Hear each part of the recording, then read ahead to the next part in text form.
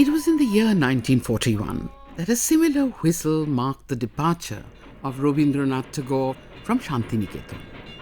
Seriously ill, he left for Jorashako, his ancestral home in Kolkata, never to return. In 2011, we take yet another train towards Shantiniketan in search of his timeless vision embodied in the university town, whose air, foliage, and very buildings breathe the spirit of Tagore. As soon as the train starts moving, we are transported to Tagore's world. A minstrel starts his song.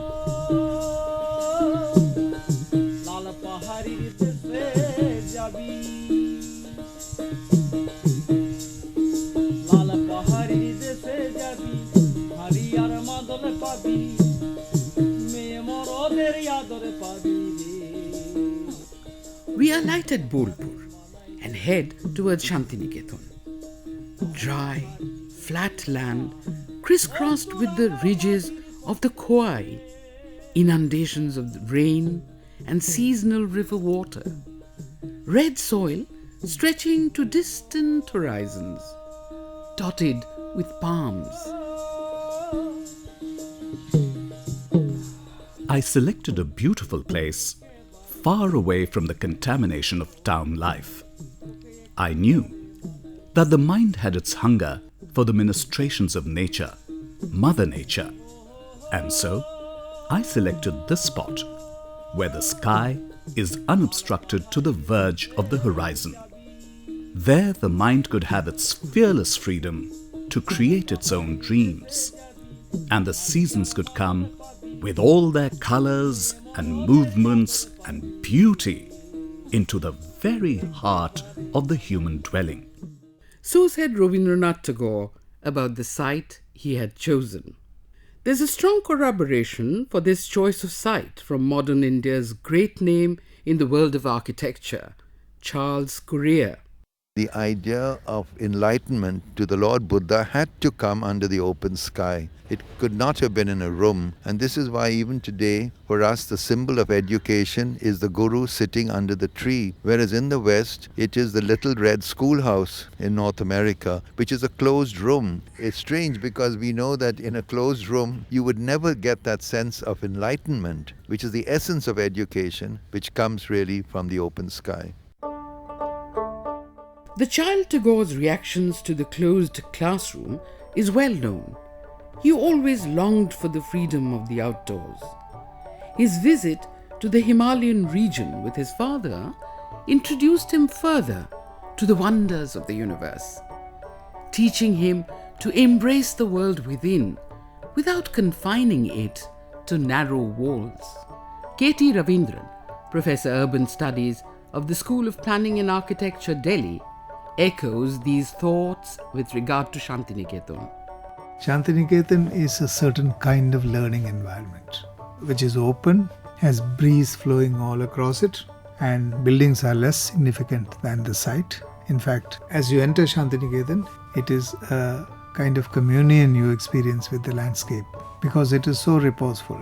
The color of that red mud is so raw that it has a kind of robust beauty. It's an environment which will actually grow inside you. Beauty that people search for, artists search for, is a kind of a more pure, raw kind of beauty.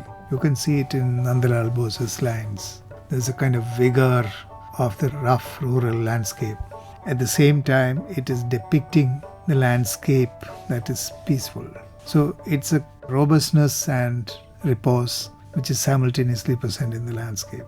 And in between that, you find all these eclectic buildings. Perhaps it would be pertinent to say that the buildings in Shantiniketan are a structural manifestation of Tagore's vision, sentinels of his mind. A young conservation architect of today, Monish Chakraborty, has this to say.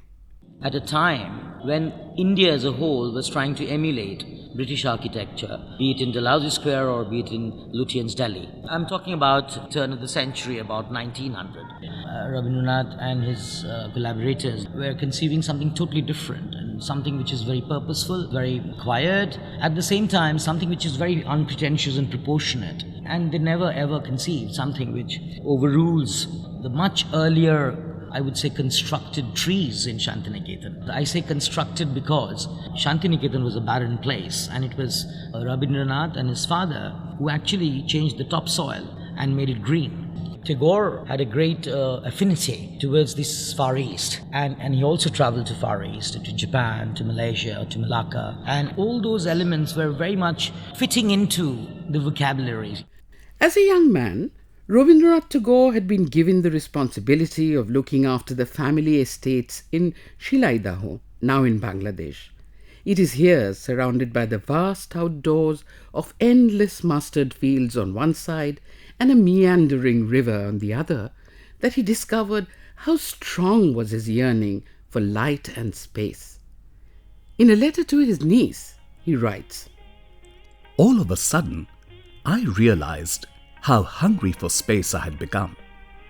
And so, now I'm taking my fill of it. The living essence of the outside world floats in freely in verdurous waves of light and air and sound and scent that mingle with my bewitched mind and mold it into story after story. In his essay on Tagore's houses, Andrew Robinson, who has authored many books on Tagore, points out that more light and space was Rabindranath's guiding principle, not only as a man, but also in his attitude to architecture. When asked about her reaction to the atmosphere of the Shantiniketan that Tagore had built, 80-year-old Trina Purohit Roy, an erstwhile head of Songit Bhavan, says, Ami amake pelam. In other words, here I found myself. Myself. I have faced the Bhagya Vidambana. I had many difficulties. But each and every time I found that difficulty brought me some inner ananda that I got from Shantiniketan, from this simplicity. Even if I look at the tree half an hour, then I feel some strength is coming from the nature. And that is not the nature only, also the great vibration of great people. Tagore and all others great people who made the Shantiniketan. And this vibration, I feel still there. To Tagore, Shantiniketan's architecture had to encompass both nature and the cultures of the world for the enrichment of young minds towards becoming citizens of a single world.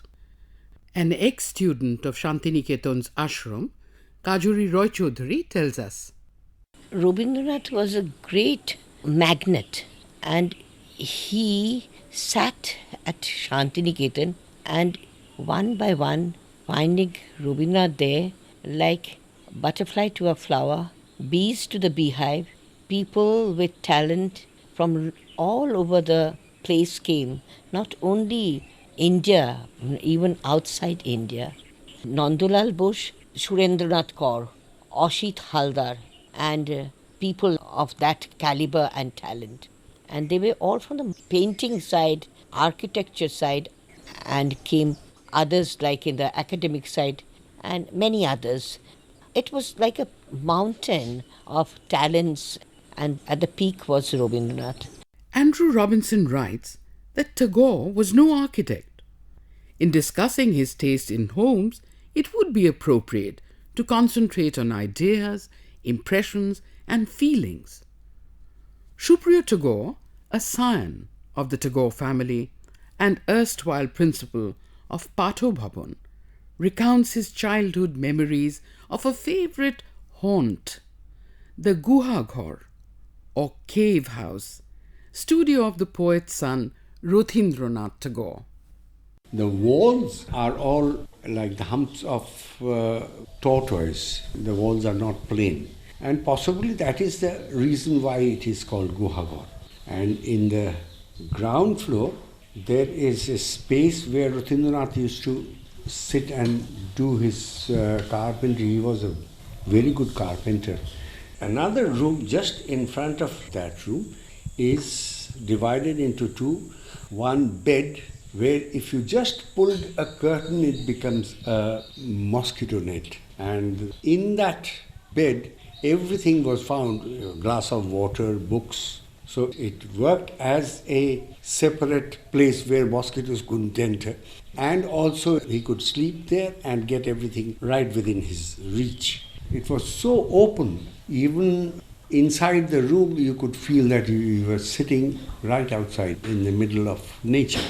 So I spent my childhood sitting by Rabindranath's side long hours, and therefore it was my favorite house. Another ashramite, Shamoli Khastogir, an artist schooled in Kolabhabon, talks of her favorite house. When I first came, I stayed at Maluncho, which is Meera Devi's house, Rabindranath Tagore's youngest daughter, her house. And she was very fond of gardening. That's why the name was Maluncho. Maluncho's garden. The garden was full of desi flowers, all kind of jasmines and that family. Many, many wild flowers around. One thing struck me there, because there was a scarcity of water in those days. Maluncho, all the toilets and kitchen had this chobacha, water tank, so where they could store and the Mali could take water from there for gardening. Later I saw such things in Rajasthan.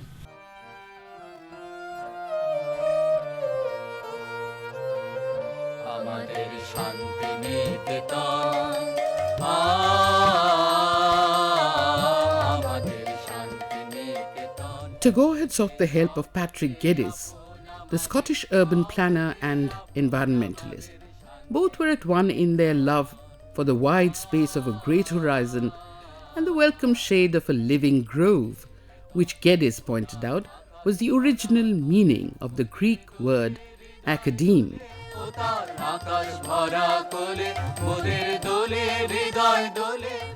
To Tagore, a tree was Bishwa Bauler Aktara, the one-stringed lyre of the minstrel of the universe.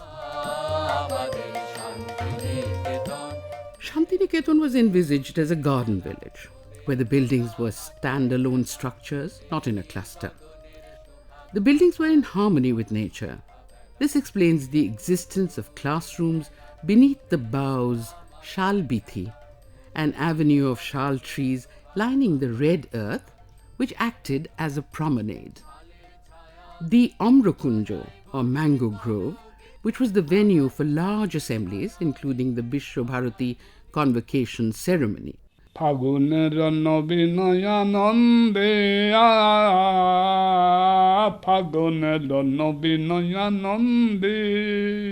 Introducing Supriyo Mukherjee, the 91-year-old son of Tagore's biographer Prabhat Mukherjee, who Rabindranath affectionately called Mukujjepo, son of Mukherjee. Once, in 1935, in Amrakunja, there was Basudha. Indira Nehru was a student at that time. He was on the dance group. My classmate was Maharani Gayatri Devi. And Gurudev suddenly opened one exercise book and sang, Amar bone bone dhorlo mukul bone bone bohe mone mone dokhe no hawa amar bone bone. Talk of the Bishwa Bharati ashram and Supriyo Mukherjee breaks into song, eyes alive with wonderful memories. He talks of Ghantatala, which resembles the Sanchi gateway, from where the bell rang, the summons for the day. That Ghanta had some indications like that. 444 mating. 555, some sorts of fire broke out or something. There was a code. And the students, when the fire broke out in United Village, everybody should go to the coincident fire.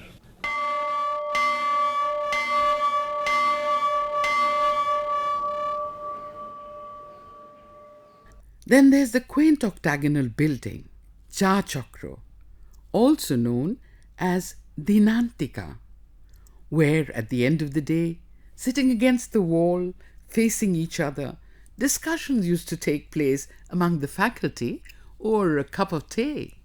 When this Dinantika was made, I remember Dinanto after the date. And there's a very good fresco done by direction of Nandalal Bose. Some students did it. And it was Navabarsha Day, when Gurudev's birthday was observed. Gurudev also composed one song, Hai Hai Hai Din Chale Jaye, Chaspriho Chanchala Chataka Dalavala Chala Chala He, Ella Chino Gogana Hote, from China, one dream, sent Chinese tea. Someone from China sent him some tea. So, Chino Gogana Hote, Purbo Pabona Sote, Jalo Chalo, Jalo Walla Chala Chala He. These are composed for this Cha Chakra.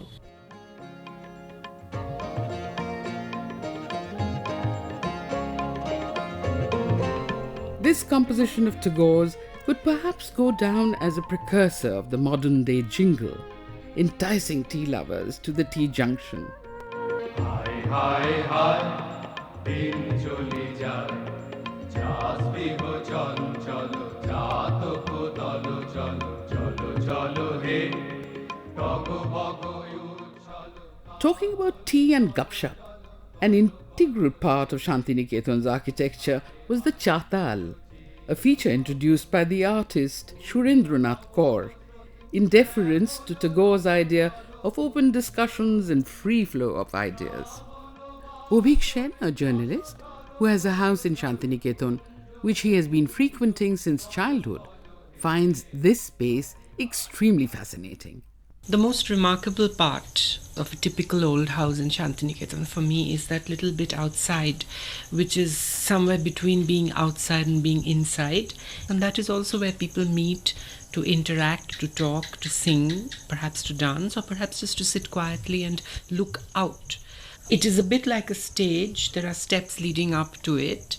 And there are also built sitting places made out of cement or concrete. It's a projection from the house and a projection into the garden towards the road. So it is both private and public, and it is also a truly communal part of the house, communal in the good sense of the word. A walk through the ashram area gives you a glimpse of the Shantiniketan architecture, an amalgam of ideas from different parts of the country and also from abroad. Decorative brackets under protected chhajjas and cornices on the exterior wall surfaces sloped to drain out rainwater, as in Fatehpur Sikri. Jali work from Rajasthan palaces, relief fresco work on blank walls influenced by Ajanta and Ellora, recessed spaces and niches on the walls, Mughal touches. All this made the architecture Indian and modern at the same time.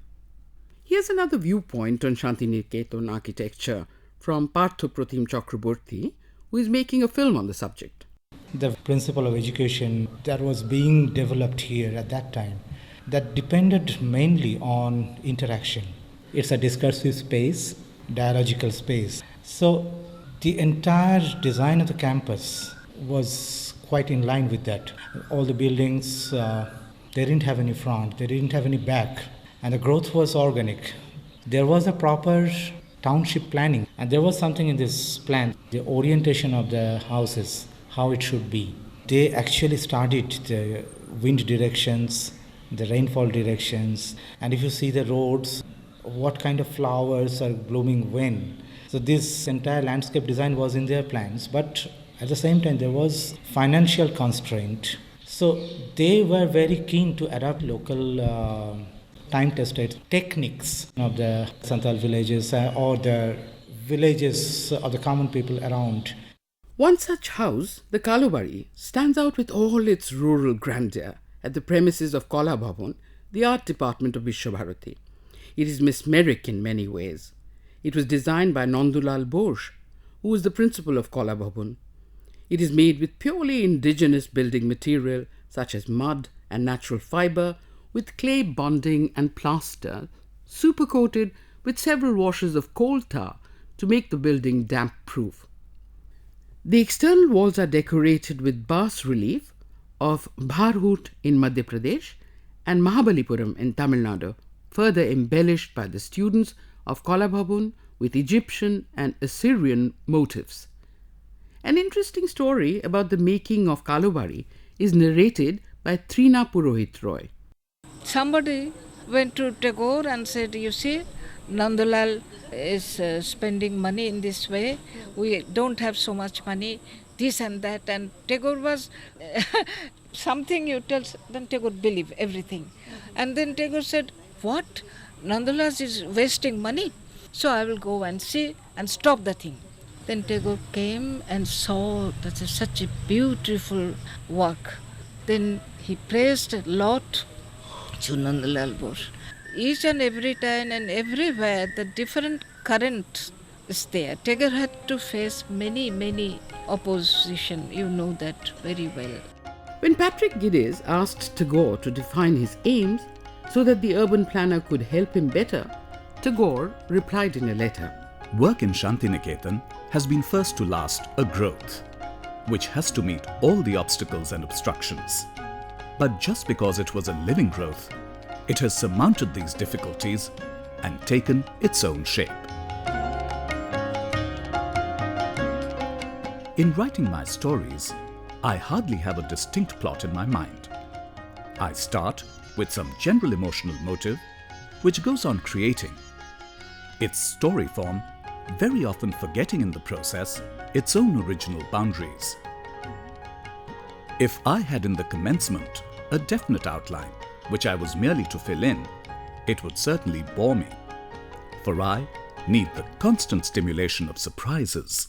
Shantiniketan's buildings are a string of surprises ranging from classic to rural architecture. Around 1919, Konarko, the first of the houses in what is now termed the Uttarayan complex, was built for Rabindranath Tagore. Shamoli, Tagore's favourite, came up in 1935, Punoscho in 1936 and Udichi in 1939. Udayan, the largest and grandest, was built gradually from 1919 till 1929. Shomit Dash, who has just authored a book on Tagore's architecture, gives you the distinctive characteristics of each house. Udayan, it's a house, it gives the impression of a quay. The red soil with a wave-like undulation, so typical in Shantiniketan. And from front, it has a fantastic feeling of an Indian sculpture. Konark next, because this is next to Udayan, very special 14 roof top. It creates always shadow for every other room in every other hour. That's a very special observation I find in the Konark house. You mean to say each roof, and how many roofs are there? 14 roofs. And each roof is on a different level? Yes, and one can travel to one roof to another roof, and there is a small sitting arrangement over there. So one can really enjoy that split level of roof and shadows and other things. Shamoli is a very different gesture in Shantiniketan and also in Uttarayan premises, where the poetic vision has perfectly translated into a natural cave-type feelings in this mud house. My observation on Punosho first is the integrated amphitheatre-type veranda with covered wall and fascinating sitting arrangement. Side wall with wooden shuttered window, which is a reminiscent of a Podda boat at Shilaidaho, where poets spent many years. If we look at Shambhu Shah's photograph Tagore is writing while sitting in Punosho, and if you look at Podda boat images, it's all same. Probably Tagore was keeping that in mind. He asked Shurenkor to design such a way. Otherwise, in case of architecture, there is no need to have that wooden shuttering window over there in the open veranda. What about his last house, Udichi? It's a very small, down-to-earth, double-story house. The low elevation staircase never take a person away from ground. The names that come up when discussing the architecture of Shantiniketan are primarily Surendranath Kaur, Rabindranath Tagore and Birendra Mohan Sen. Almost every afternoon, Surendranath was seen in consultation with Rothindranath, sketchbook in hand. Construction was done by Birendra Mohan Sen. His daughter Kajori Roy Chaudhary recalls.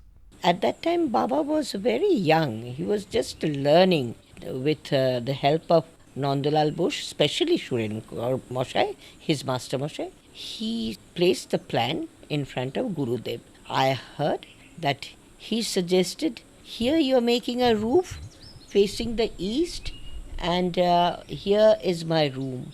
I can see 2 windows, but can't I ever go from this east side room to the east side open roof from where I would be able to see the sunrise?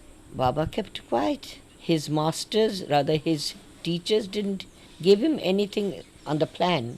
So Gurudev understood his feeling. He said, doesn't matter. You make a small staircase like this or from here. And he made 2 lines. When Shuren Kaur and Roti Thakur saw it, they were really surprised from where the lines came. Then Baba told them those lines were not his drawing.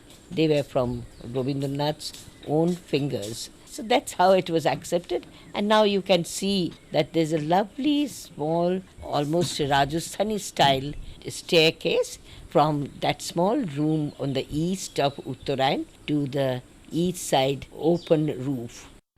Tagore was not an architect, but he knew what was pleasing to the eye. His houses did not jar the senses by intruding into the landscape around. Ashramites, like Supriya Tagore, used to those aesthetics, are appalled at the changing contours of their beloved Shantiniketan. You see, the place is becoming crowded, and I'm 100% sure that to follow Rabindranath's ideals, the institution has to be small. Small is beautiful. A large thing has its own logic, and it is absolutely contrary to the logic of Rabindranath's ideas. I'm pained to say all these things, but every day we are rejecting Rabindranath in every respect, in our life, in our studies. So the buildings are becoming different. And money, we have more money to have big, dirty, nasty houses. But let us look upon this situation as an aberration that can be rectified in the days to come. Monish Chakraborty is part of the 2-member team that prepared the nomination dossier when the Government of India applied for World Heritage Site status to UNESCO for Shantiniketan last year. I'm really hopeful from this point of view that it perhaps requires some kind of a protection which the site doesn't have. And perhaps World Heritage Site protection will ensure that they should be for posterity. I think World Heritage Site should take cognizance of this, the importance of the site, the significance of the site, which still continues and therefore needs to be protected.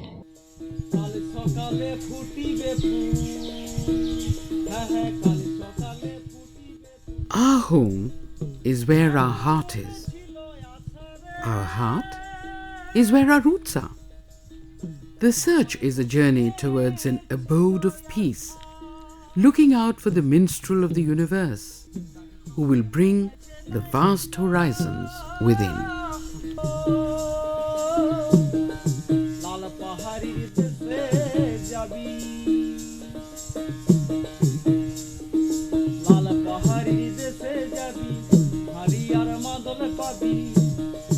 me moro der yador pabi